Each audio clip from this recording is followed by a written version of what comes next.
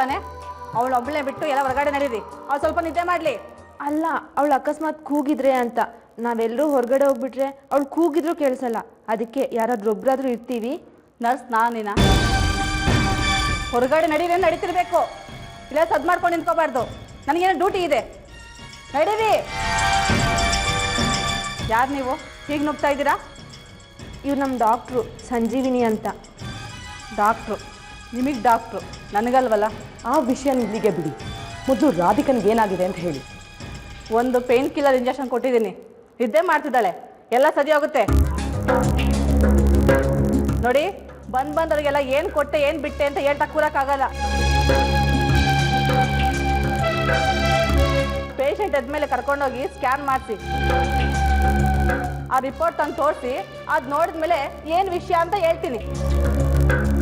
ಸರಿ, ನಾಳೆ ಬೆಳಗ್ಗೆನೆ ಕರ್ಕೊಂಡು ಹೋಗ್ತೀವಿ. ರೀ, ನಾಳೆ ಅಲ್ಲ, ಇವತ್ತೇ ಕರ್ಕೊಂಡು ಹೋಗ್ಬೇಕು. ಇದು ನಿಮ್ಮ ಆಯುರ್ವೇದಿಕ್ ಅಲ್ಲ, ನಮ್ಮ ಅಲೋಪತಿ. ನಾವು ಹೇಳ್ದಷ್ಟು ಮಾಡ್ರಿ. ಸುಮ್ಮನೆ ತಮಾಷೆ ಅಲ್ಲ ಟ್ರೀಟ್ಮೆಂಟ್ ಅಂದರೆ. ಇವಾಗ ಆಯುರ್ವೇದ ಮತ್ತು ಅಲೋಪತಿ ವಿಷಯ ಏನಿಗೆ ಬಂತಿಲ್ಲಿ? ಸ್ಕ್ಯಾನಿಂಗ್ ಅಷ್ಟೇ ತಾನೇ ಮಾಡಿಸ್ಬೇಕಾಗಿರೋದು. ಮಾಡಿಸ್ತೀನಿ ಅಂತ ಅವಾಗಲೇ ಹೇಳ್ದೆ ತಾನೆ. ನಾನು ಇವತ್ತು ಹೇಳಿದ್ರೆ ನೀವು ನಾಳೆ ಮಾಡಿಸ್ತೀನಿ ಅಂತ ಹೇಳ್ತಿದ್ದೀರಾ? ನೋಡಿ, ಸ್ವಲ್ಪ ಹೊತ್ತಿಗೆ ಮುಂಚೆ ರಾಧಿಕಾ ಹೊಟ್ಟೆ ನೋವು ಅಂತ ತುಂಬ ಪರದಾಡ್ತಿದ್ಲು. ಇವಾಗ ಸ್ಕ್ಯಾನಿಂಗ್ ಮಾಡಿಸೋದಕ್ಕೆ ಮತ್ತೆ ಕಾರ್ನಲ್ಲಿ ಕೂರ್ಸ್ಕೊಂಡು ಸಿಟಿ ತನಕ ಹೋಗಬೇಕು. ರೋಡ್ ಬೇರೆ ಸರಿ ಇಲ್ಲ. ಮತ್ತೆ ಹೊಟ್ಟೆ ಮೇಲೆ ಯಾವಾಗ ಬೇಕಾದ್ರೂ ಪ್ರೆಷರ್ ಬೀಳ್ಬೋದು. ಸ್ವಲ್ಪ ಹೊತ್ತು ಸುಧಾರಿಸ್ಕೊಂಡಿ ಅಂತ ಹೇಳಿದೆ ಅಷ್ಟೇ. ರೀ, ನಾನು ಹೇಳ್ದಷ್ಟು ಮಾಡಿಸಿ ಸಾಕು. ಮೊದಲು ಕರ್ಕೊಂಡೋಗಿ ಸ್ಕ್ಯಾನ್ ಮಾಡಿಸಿ. ಏನು ಪ್ರಾಬ್ಲಮ್ ಆಗಲ್ಲ. ಏನ್ರಿ ನೀವು ಈ ಥರ ಮಾತಾಡ್ತಾ ಇದ್ದೀರಾ? ಮಾತೆತ್ತಿದ್ರೆ ಜಗಳಕ್ಕೆ ಬರ್ತಾ ಇದ್ದೀರಲ್ಲ. ಏನು ಓದಿದ್ದೀರಾ ನೀವು?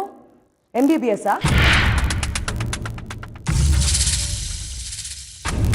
ಬರೀ ನರ್ಸ್ ಟ್ರೈನಿಂಗ್ ಮಾಡ್ಕೊಂಡು ಬಂದಿದ್ದೀರಾ. ಅಷ್ಟಕ್ಕೆ ಇಷ್ಟು ಕೋಪ ಇರ್ಬೇಕಾದ್ರೆ ನಿಮಗೆ? ಇನ್ ಸ್ಪೆಷಲಿಸ್ಟ್ ನಾನು, ಸರ್ಟಿಫೈಡ್ ಡಾಕ್ಟರ್. ನಾನೆಷ್ಟು ಕೋಪ ಮಾಡ್ಕೋಬೇಕು? ಮನೋತಜ್ಞೆ ನಾನು. ಇದು ಆಶ್ರಮ. ಅದಕ್ಕೆ ದುಬಾರಿ ಸೀರೆ, ಕಾರು, ಜಂಬ ಇವು ಯಾವುದನ್ನು ತೋರಿಸ್ತಿಲ್ಲ. ತೋರಿಸ್ಲು ಕೂಡ್ದು ಶಾಂತಿಯಿಂದ ಮಾತಾಡ್ತಾ ಇದ್ದೀನಿ.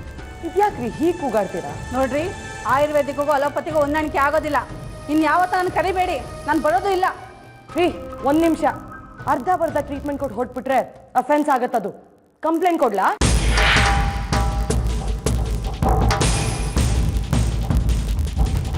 ನೋಡಿ, ರಾಧಿಕಾ ನಿದ್ದೆಯಿಂದ ಇದ್ಮೇಲೆ ನಾವು ಸ್ಕ್ಯಾನಿಂಗ್ ಕರ್ಕೊಂಡು ಹೋಗ್ತೀವಿ.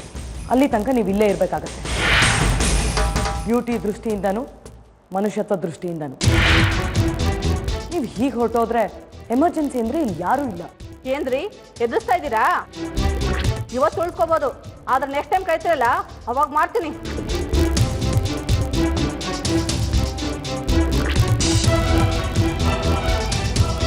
ಹೋಗ್ಲಿ ಬಿಡಿ, ಏನು ತಲೆ ಕೆಡ್ಸ್ಕೊಬೇಡಿ ನೀವು.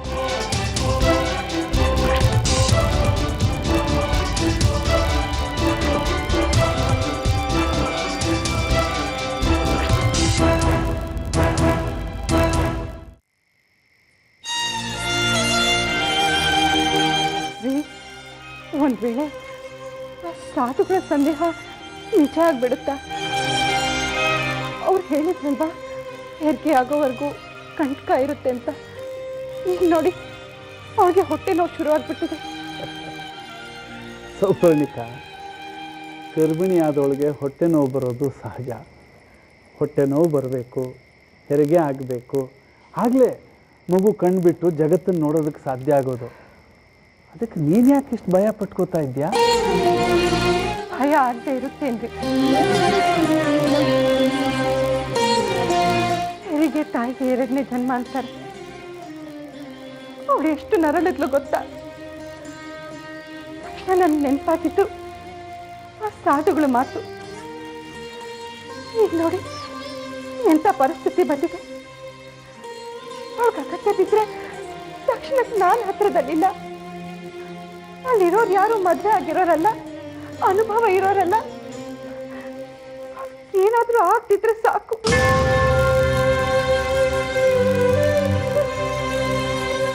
ಸಾಧುಗಳು ಕಂಟಕ ಇದೆ ಅಂದರೆ ಹೊರತು ಮಗುವಿನ ಜೀವಕ್ಕೆ ಅಪಾಯ ಇದೆ ಅಂತ ಹೇಳಲಿಲ್ವಲ್ಲ. ಇಷ್ಟಕ್ಕೂ ಆ ಕಂಟಕ ಪರಿಹಾರಕ್ಕೆ ಗಂಧದ ಮಡಿಕೆನ ಮನೆಗೆ ಕಳಿಸಿದ್ದಾರೆ. ಅದರ ಶಕ್ತಿ ಎಷ್ಟಿದೆ ಅಂತ ನಿನಗೆ ಗೊತ್ತಾ? ಅದು ರಾಧಿಕಂಗೆ ಮಾತ್ರ ಅಲ್ಲ, ಮನೆಯಲ್ಲಿರೋರು ಎಲ್ರಿಗೂ ಅಪಾಯ ಹತ್ರ ಸುಳಿದಾರಾಗಿ ನೋಡ್ಕೊಳ್ಳುತ್ತೆ. ಆದರೆ ಆ ಗಂಧದ ಪಾತ್ರೆ ನಮ್ಮ ಮನೇಲಿದೆ. ರಾಧಿಕಾ ಆಶ್ರಮದಲ್ಲಿದ್ದಾಳೆ.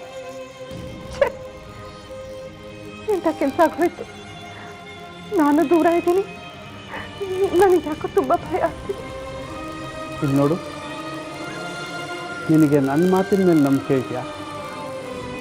ಇದೀರಿ. ನನಗೆ ಸಾಧುಗಳ ಶಕ್ತಿ ಮೇಲೆ ನಂಬಿಕೆ ಇದೆ. ನಮ್ಮ ಈ ನಂಬಿಕೆಗಳೇ ರಾಧಿಕನ್ನ ಅವಳ ಮಗುನ ಕಾಪಾಡುತ್ತೆ. ನನ್ನ ಮಾತನ್ನು ನಂಬು, ದೇವರು ಒಳ್ಳೇದು ಮಾಡ್ತಾನೆ.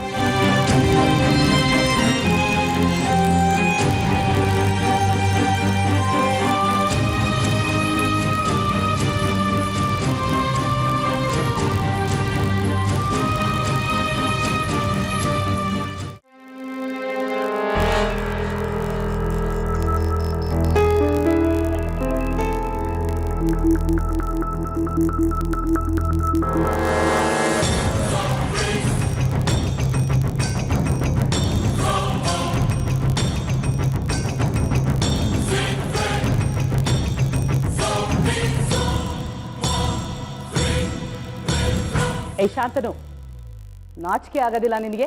ಹೀಗೆ ಮೂಲೆನಲ್ಲಿ ಕೂತಿದ್ಯಲ್ಲ.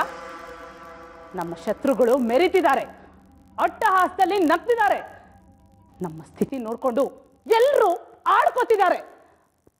ಆ ವಿಷ್ಣು ಪ್ರದೀಪ ಪ್ರತಿ ಕ್ಷಣ ನನ್ನ ಕಣ್ಮುಂದೆ ಬಂದು ಬಂದು ನಗ್ತಿದ್ದಾರೆ, ಕೇಕೆ ಹಾಕಿ ಕುಣಿತಿದ್ದಾರೆ. ದೇವಸ್ಥಾನದಲ್ಲಿ ನಿನಗೆ ಲಕ್ವ ಹೊಡೆದು ನೆಲಕ್ಕೆ ಬಿದ್ದಾಗ ಅವರು ಹೇಗೆ ಹಿಗ್ಗಿರ್ಬೋದು ನೆನ್ಪಿಸ್ಕೋ.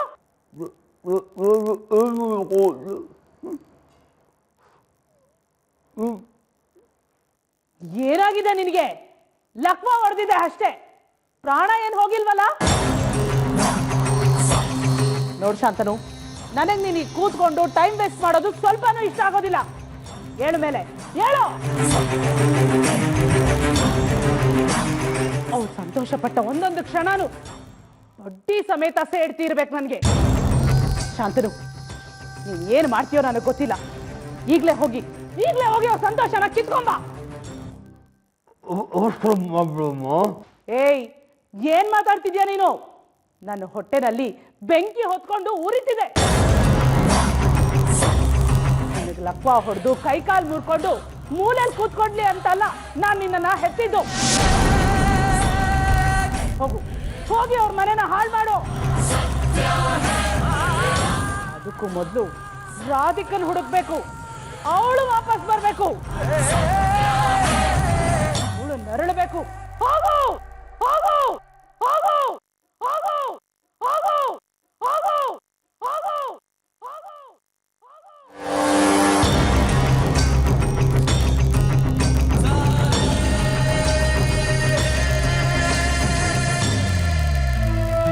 ಈ ಅಲೋಪತಿ ಆಯುರ್ವೇದ ಜಗಳದ ಮಧ್ಯೆ ಪಾಪ ನಮ್ ರಾಧಿಕಾ ಒದ್ದಾಡ್ತಾ ಇದ್ದಾಳೆ. ಎಷ್ಟು ಕಿರಿಕು ನೋಡು ಆ ನರ್ಸು.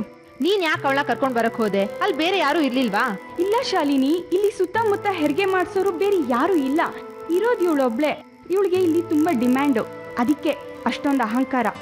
ಪಾಪ ನಮ್ ರಾಧಿಕಾ ಅಷ್ಟೊಂದು ಹೊಟ್ಟೆ ನೋವು ಅಂತ ಒದ್ದಾಡ್ತಾ ಇದ್ಲು. ಇದ್ಕಿದಂಗೆ ಆರಾಮಾಗೋಯ್ತು ಅಂದ್ರೆ ನನ್ಗಂತೂ ಅರ್ಥನೇ ಆಗ್ತಿಲ್ಲ. ಅಲ್ಲಿ ಯಾವುದೋ ಇಂಜೆಕ್ಷನ್ ಕೊಟ್ಲಲ್ಲ, ಅದ್ರದ್ದು ಪರಿಣಾಮ ಇರಬೇಕು. ಅಷ್ಟೊಂದು ಒದ್ದಾಡ್ಸಿದ ನೋವು ಅರ್ಧ ಗಂಟೆ ನರ್ಲಾಟ. ಒಂದೇ ಒಂದು ನಿಮಿಷಕ್ಕೆ ಕಡಿಮೆ ಮಾಡ್ತು ಅಂದ್ರೆ ಆ ಇಂಜೆಕ್ಷನು ಇನ್ನೆಷ್ಟು ಸ್ಟ್ರಾಂಗ್ ಇರಬೇಕು. ಅಷ್ಟೊಂದು ಸ್ಟ್ರಾಂಗ್ ಇಂಜೆಕ್ಷನು ಬಸ್ರಿಗೆ ಏನು ತೊಂದರೆ ಮಾಡ್ದಿದ್ರೆ ಸಾಕು. ಯಾವ್ದು ಹೇಗಾದ್ರೂ ಆಗ್ಬಿಡ್ಲಿ, ಒಂದು ಸ್ಕ್ಯಾನ್ ಮಾಡಿಸೋದು ಒಳ್ಳೇದು ಅನ್ನಿಸ್ತಾ ಇದೆ. ನನಗೆ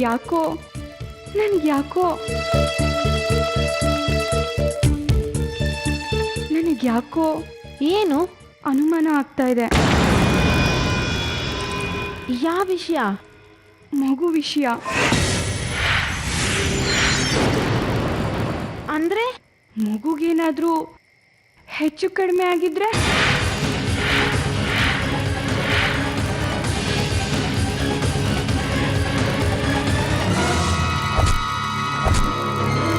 ಏನ್ ಮಾಡಿದ್ರಿ? ನಾನು ಹೇಳಿದ್ದು ಸ್ಕ್ಯಾನಿಂಗ್ ಇನ್ನ ಕರ್ಕೊಂಡು ಹೋಗ್ಲಿಲ್ವಾ? ಇಲ್ಲ. ಏನ್ರಿ ಹುಡುಗಾಟ ಆಡ್ತಿದ್ದೀರಾ? ಬಸ್ರಿ ಈಗಾಗಲೇ ನೋವು ನೋವು ಅಂತ ಒದ್ದಾಡ್ತಿದ್ದಾಳೆ. ಅವಳು ಹೊಟ್ಟೆ ಮೇಲೆ ಜಾಸ್ತಿ ಪ್ರೆಸರ್ ಬಿದ್ದಿದೆ. ಇಂಜೆಕ್ಷನ್ ಕೊಟ್ಟಿರೋದಕ್ಕೆ ಸ್ವಲ್ಪ ರೆಸ್ಟ್ ಮಾಡ್ತಿದ್ದಾಳೆ. ಸ್ಕ್ಯಾನಿಂಗ್ ಮೊದಲು ಕರ್ಕೊಂಡು ಹೋಗಿರಿ ಅಂದ್ರೆ ಇಲ್ಲಿ ನಿಂತ್ಕೊಂಡು ಏನ್ರಿ ಮಾಡ್ತಿದ್ದೀರಾ? ನಮ್ಗೇನು ಜವಾಬ್ದಾರಿ ಇಲ್ಲ ಅಂತ ತಿಳ್ಕೊಂಡಿದ್ದೀರಾ ನೀವು? ನಮ್ಮ ಹುಡುಗಿ ಬಗ್ಗೆ ನಮ್ಗೆ ಕಾಳಜಿ ಇರಲ್ವೇನ್ರಿ? ಕತ್ಲಾಗಿದೆ, ಇಷ್ಟೊತ್ತಿಗೆ ಎಲ್ಲ ಲ್ಯಾಬ್ಗಳು ಮುಚ್ಚಿರುತ್ತೆ. ಅದಲ್ದಲೆ ನಾನು ಅವಾಗಲೇ ಹೇಳಿದೆ, ಆ ರೋಡ್ ಬೇರೆ ಸರಿ ಇಲ್ಲ. ಆ ರೋಡ್ನಲ್ಲಿ ನಮ್ಮ ರಾಧಿಕನ್ ಕರ್ಕೊಂಡು ಹೋಗೋ ಹೊತ್ತಿಗೆ ನಿಂತೋಗಿರೋ ಹೊಟ್ಟೆ ನೋವು ಮತ್ತೆ ಶುರು ಆಗುತ್ತೆ. ನೋಡಿ, ಇದೆಲ್ಲ ನಿಮ್ಮ ಆಯುರ್ವೇದಿಕಲ್ಲಿ ಇಟ್ಕೊಳ್ಳಿ, ನಮ್ಮ ಅಲೋಪತಿಗೆ ಹೇಳಕ್ ಬರಬೇಡಿ. ಏನ್ರಿ ನೀವು ಮಾತೆತ್ತಿದ್ರೆ ಅಲೋಪತಿ ಆಯುರ್ವೇದ ಅನ್ಕೊಂಡು? ಅಲೋಪತಿ ಅಂದ್ರೇನ್ರಿ? ಆಯುರ್ವೇದ ಅಂದ್ರೇನು? ಸೇವೆ ಮಾಡಬೇಕಾಗಿರೋದು ರೋಗಿಗಳ್ದೆ ಅಲ್ವಾ? ವಾಸಿ ಆಗ್ಬೇಕಾಗಿರೋದು ರೋಗನೇ ತಾನೆ. ನನಗಿಲ್ಲಿರೋದಕ್ಕಾಗಲ್ಲ, ನಾ ಹೋಗ್ತೀನಿ. ಹೋಗ್ರಿ, ನಮಗೂ ಕಾನೂನು ಗೊತ್ತಿದೆ. ಕಂಪ್ಲೇಂಟ್ ಕೊಟ್ರೆ ನಿಮ್ಮ ಕೆಲಸನ ನೀವೇ ಕಳ್ಕೊಳ್ಳೋದು. ಏನ್ರಿ ನನ್ಗೆ ಎದ್ದಿಸ್ತೀರಾ? ಮಧ್ಯರಾತ್ರಿ ಹೊಟ್ಟೆ ನೋವು ಬಂದ್ರೆ ನೋಡ್ಬೇಕಾದವಳು ಈ ನರ್ಸು, ನಿಮ್ ಕಾನೂನಲ್ಲ. ಅದಕ್ಕೆ ಗೌರವದಿಂದ ಹೇಳ್ತಾ ಇದ್ದೀನಿ, ಇಲ್ಲೇ ಇರಿ. ಸ್ಕ್ಯಾನಿಂಗು ರಿಪೋರ್ಟ್ಸು ಎಲ್ಲ ಬೆಳಗ್ಗೆ ಸಿಗತ್ತೆ. ನೋಡಿ, ನನ್ನ ಹತ್ರ ದ್ವೇಷ ಕಟ್ಕೊಂಡ್ರೆ ನಾನು ಏನು ಮಾಡ್ತೀನಿ ಅಂತ ನಿಮ್ಗಿನ್ನ ಗೊತ್ತಿಲ್ಲ. ಇಡೀ ಆಸ್ಪತ್ರೆಯಲ್ಲಿ ದೊಡ್ಡ ದೊಡ್ಡ ಡಾಕ್ಟ್ರುಗಳೇ ನನ್ನ ಎದುರ್ಕೊಳ್ತಾರೆ. ಅಂಥದ್ದಲ್ಲಿ ನೀವು ನನ್ನನ್ನು ಎದುರಿಸ್ತೀರಾ? ನೋಡ್ಕೋತೀನಿ ನಿಮ್ಮನ್ನ.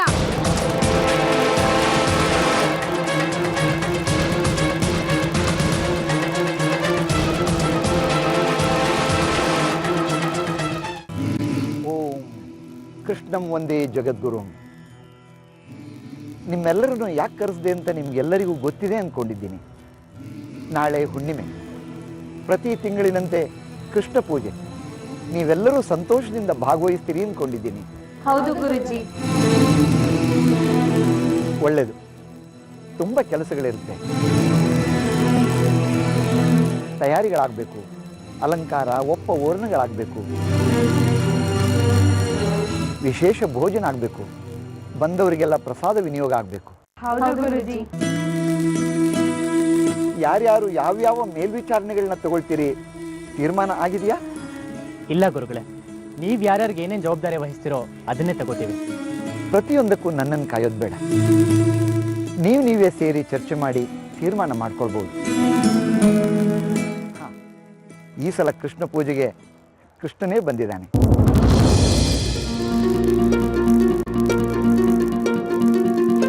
ಅಂದರೆ ಆ ಭಗವಂತ ಕೃಷ್ಣನ ಪೂಜೆಗೆ ನಮ್ಮ ರೋಗಿ ಕೃಷ್ಣ ಕೇರಳದಿಂದ ವಾಪಸ್ ಬಂದಿದ್ದಾನೆ ಅಂದೆ. ವೈದ್ಯ ಅವರೇ, ಅವನಿಗೆ ಶಿಸ್ತಾಗಿ ಕ್ಷೌರ ಮಾಡಿಸಿ, ಅದರಿಂದ ಅವನ ಅರ್ಧ ಕಾಯಿಲೆ ವಾಸಿಯಾಗುತ್ತೆ. ಕ್ಷೌರಕ್ಕೆ ನಾಳೆ ವ್ಯವಸ್ಥೆ ಮಾಡಿ. ಖಂಡಿತ ಗುರುಜಿ, ನಾನು ಅದನ್ನೇ ಯೋಚನೆ ಮಾಡ್ತಾ ಇದ್ದೆ.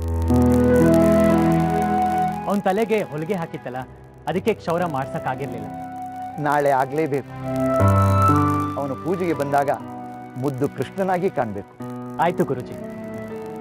ಒಳ್ಳೆಯದಾಗಲಿ. ಈಗ ಮಾತು ಸಾಕು. ಕೃಷ್ಣ ಕೃಷ್ಣ.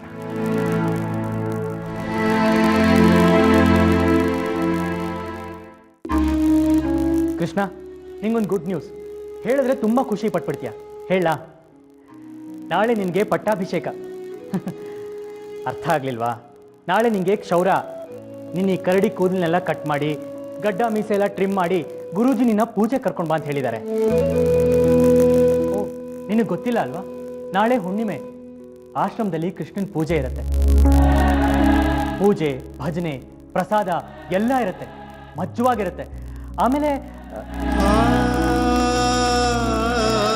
ಆಗ್ಲಿಂದ ನಾನೊಬ್ನೇ ಕಥೆ ಹೇಳ್ತಾ ಇದ್ದೀನಿ, ನೀನ್ ಮಾತ್ರ ಮಾತಾಡ್ತಿಲ್ಲ. ನಾನೊಬ್ನೇ ಮಾತಾಡ್ಬೇಕಾ?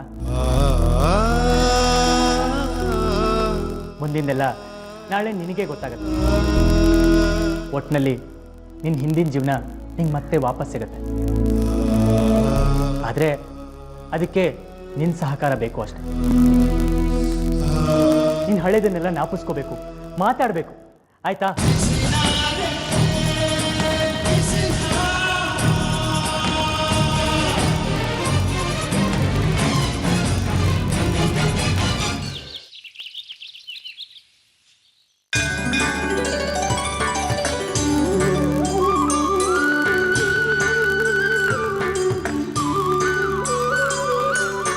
ಡ್ಯಾಡ್, ನಾನು ಅವಾಗಿಂದ ಕೇಳ್ತಾನೆ ಇದ್ದೀನಿ, ಸುಮ್ಮನೆ ನನ್ನ ಮಾತನ್ನು ಮರೆಸ್ತಾ ಇದ್ದೀರಾ. ಬೆಳಗ್ಗೆ ನೆಪ್ಸಿ ದೇವಸ್ಥಾನಕ್ಕೆ ಕರ್ಕೊಂಡ್ಬಂದಿದ್ದೀರಾ, ಏನು ಸ್ಪೆಷಲ್ಲು? ಏನಿಲ್ಲ ಕಣೋ, ಇವತ್ತು ಹುಣ್ಣಿಮೆ ಅಲ್ವಾ, ಅದಕ್ಕೆ ಬಾ. ಡ್ಯಾಡ್, ಹುಣ್ಣಿಮೆ ಪ್ರತಿ ತಿಂಗಳು ಬರುತ್ತೆ, ಅದು ನನಗೂ ಗೊತ್ತು. ಈ ಹುಣ್ಣಿಮೆ ಏನು ಸ್ಪೆಷಲ್ಲು ಅಂತ ನಾನು ಕೇಳ್ತಾರೆ. ಪ್ರದೀಪ, ದೇವ್ರ ಮುಂದೆ ಬಂದು ನಿಂತ್ಕೊಂಡು ಕಣ್ಣು ಮುಚ್ಚೋದಕ್ಕೆ ನೀನು ಕಾರಣ ಬೇಕೇನೋ? ಶುದ್ಧ ನಾಸ್ತಿಕ ಆಗ್ಬಿಟ್ಟಿದ್ಯಾ ನೀನು. ಎಲ್ಲ ತಪ್ಪು ನಂದೇ. ತಿದ್ದಿ ಬುದ್ಧಿ ಹೇಳಿ ಬೆಳೆಸಿಲ್ಲ ನೋಡು ನಿನಗೆ, ಹಾಗೆ ಬೆಳ್ಕೊಂಡ್ಬಿಟ್ಟಿದ್ಯಾ ನೋಡು. ಋಷಿಕಾ ನೋಡು, ಕಲ್ತ್ಕೋ ಸ್ವಲ್ಪ. ಬಾ. ಚೀಜು, ಡ್ಯಾಡ್ ಹೇಳಿದ ಅರ್ಥ ಆಯ್ತಾ?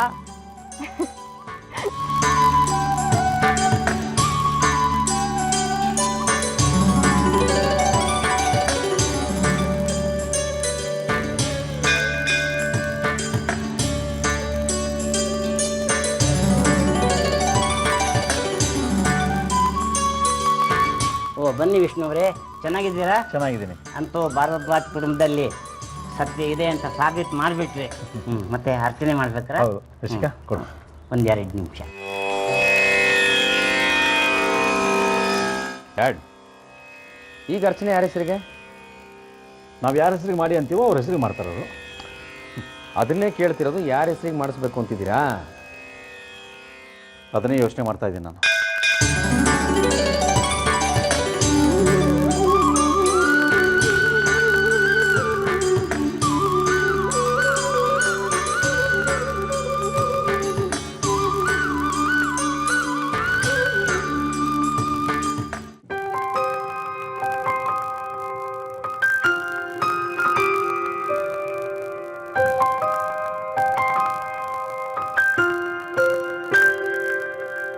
ಇದೇನು ಸೌಪರ್ಣಿಕಾ, ಇಷ್ಟು ಬೇಗ ತಯಾರಾಗಿ ಎಲ್ಲೋ ಹೊರಟಿದ್ಯಾ?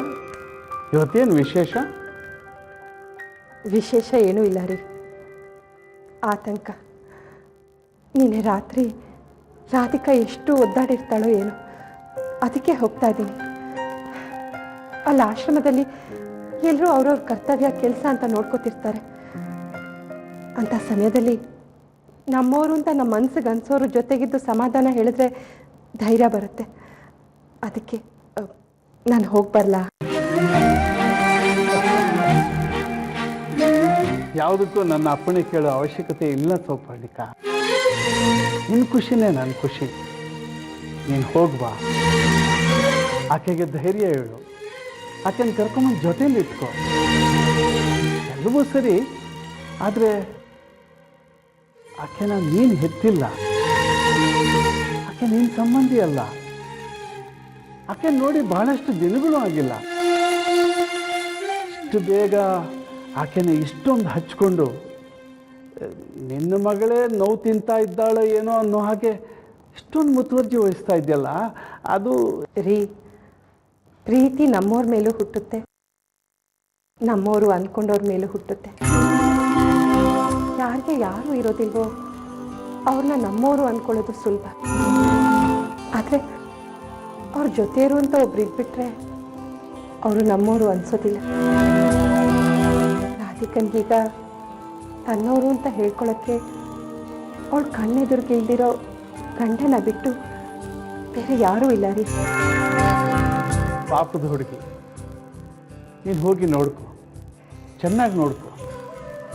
ನಿನ್ನೆ ತಾಯ್ತನದ ಹಂಬಲದಿಂದ ಸಾಧುಗಳು ಹೇಳಿದಾಗೆ ಈ ಆಷಾಢದೊಳಗೆ ನಮ್ಮ ಮಗಳು ನಮ್ಮ ಮನೆಗೆ ಬಂದೇ ಬಿಡ್ಬೋದು.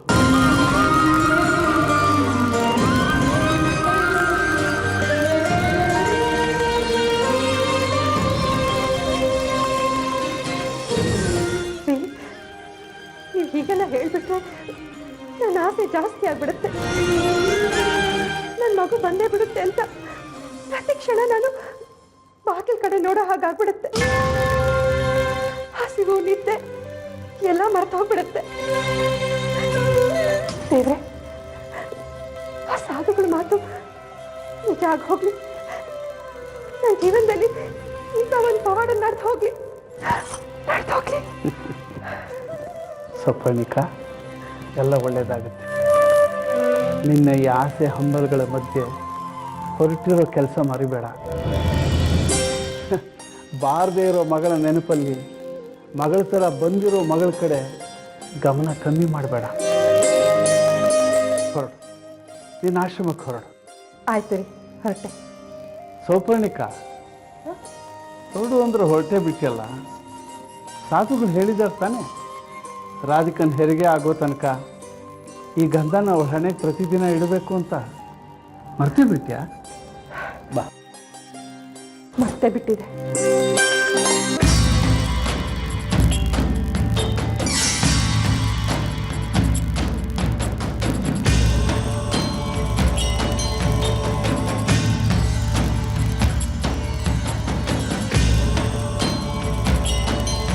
ಇದು ಬಹಳ ಅಮೂಲ್ಯವಾದ ವಸ್ತು. ಈ ಮಡಿಕೆ ಒಡಿದಾಗ ನೋಡ್ಕೋಬೇಕು ಅಂತ ಸಾಧುಗಳು ಹೇಳಿದ್ದಾರೆ. ಇದು ಬೇರೆ ಅಲ್ಲ, ಸಾಧುಗಳು ಬೇರೆ ಅಲ್ಲ. ಜೋಪಾನ. ಆಯ್ತು ರೀ, ಇದನ್ನು ಕಾಪಾಡೋದು ನನ್ನ ಜವಾಬ್ದಾರಿ. ನನ್ನ ಕೈಲಿ ಇರಬೇಕಾದ್ರೆ ಏನೂ ಆಗೋದಿಲ್ಲ. ಇದನ್ನು ಜೋಪಾನವಾಗಿ ನೋಡ್ಕೋತೀನಿ. ಒಳ್ಳೆಯದು. ಆಶ್ರಮಕ್ಕೆ ಹೋಗುತ್ತಾ ಬರ್ತೀನಿ ರೀ.